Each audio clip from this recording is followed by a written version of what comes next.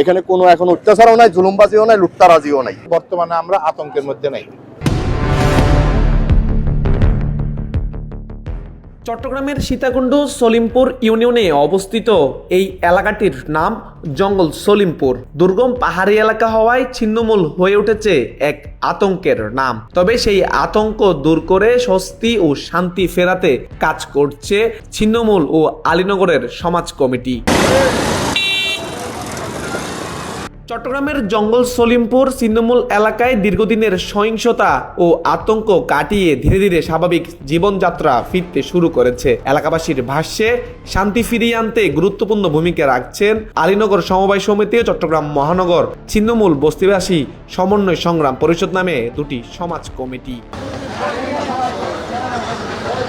আলীনগর সমিতির সাধারণ সম্পাদক মোহাম্মদ ইয়াসিন ও ছিন্নমূল সংগ্রাম পরিষদের নুরুল হক ভান্ডারী ও বর্তমান নগর কমিটির নেতৃবৃন্দদের যৌথ সমন্বয়ে এই স্বস্তি ফিরেছে বলে দাবি এলাকাবাসীর। এখন বর্তমান সময়ের মধ্যে আমরা যে এরকম একটা অস্থিরতা ভাব থেকে এখন নর্মাল পজিশন, মানে সবাই শান্তিতে আছে এবং মা বোন সবাই নিশ্চিন্তে মানে চাকরি এগুলি করতে পারে। আগে একটা আতঙ্কের মধ্যে ছিল, বিরাট একটা আতঙ্কের মধ্যে ছিল।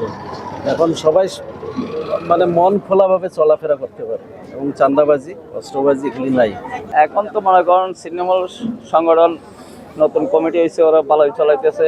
সন্ত্রাসগিরি এগুলো তো এখন নাই, মোটামুটি ভালোই আছে। গত 5 আগস্টের পর দলীয় আধিপত্যকে কেন্দ্র করে জঙ্গল সলিমপুর ছিন্নমূল এলাকায় একের পর এক সন্ত্রাসী হামলা, সহিংস সংঘর্ষ ও নিহতের মতো ঘটনা ঘটে। এতে স্থানীয় বাসিন্দাদের মধ্যে চরম আতঙ্ক ছড়িয়ে পড়ে। দিনের পর দিন নিরাপত্তাহীনতার মধ্যে বসবাস করতে বাধ্য হন স্থানীয়রা। ইনশাল্লাহ যারা দায়িত্বে আছে এখন এটা সুন্দর বসবাস করতে, জনগণও সুন্দরভাবে বসবাস করতে। অনেক কষ্ট ভোগ করছি এবং আমার ইয়াসিন ভাই তারা আসছে পর্যন্ত আমরা এখন অনেক শান্তিতে আছি, শান্তিতে ঘুমাইতেছি, শান্তিতে খাইতেছি। এমন সংকটময় পরিস্থিতিতে সন্ত্রাস ও মাদকমুক্ত সমাজ গড়ার লক্ষ্যে দৃঢ় অবস্থান নেন এই কমিটি। মানুষের নিরাপত্তার জন্য, শান্তিতে বসবাস করার জন্য কোথাও কোনো অসামাজিক বা রাষ্ট্রবিরোধী সংগঠন বিরোধী কার্যকলাপ রটেবিদে সন্দেহ ভূষিত হইয়া আমরা এই আলীনগরের ইয়াসিন সাহেবের সার্বিক সহযোগিতায় আমরা অল টোটাল বসবাসরত অলি গলির সব জায়গাতে আমরা সিসি ক্যামেরার আওতায় নিয়ে এসেছি, সিসি ক্যামেরার বেষ্টনীতে নিয়ে এসেছি। এখন আমাদের মানুষ শান্তিতে ঘুমাচ্ছে, আমাদের মানুষ স্বাধীনভাবে চলছে, স্বাধীনভাবে কথা বলতেছে। এখানে প্রায় দীর্ঘ মানে কি একবারে মানুষকে জিম্মি করে ফেলাইতো, মানে কি বিভিন্ন এরকম জিম্মি করতো যে মানুষকে আতঙ্কের কথা বলতে পারতো না।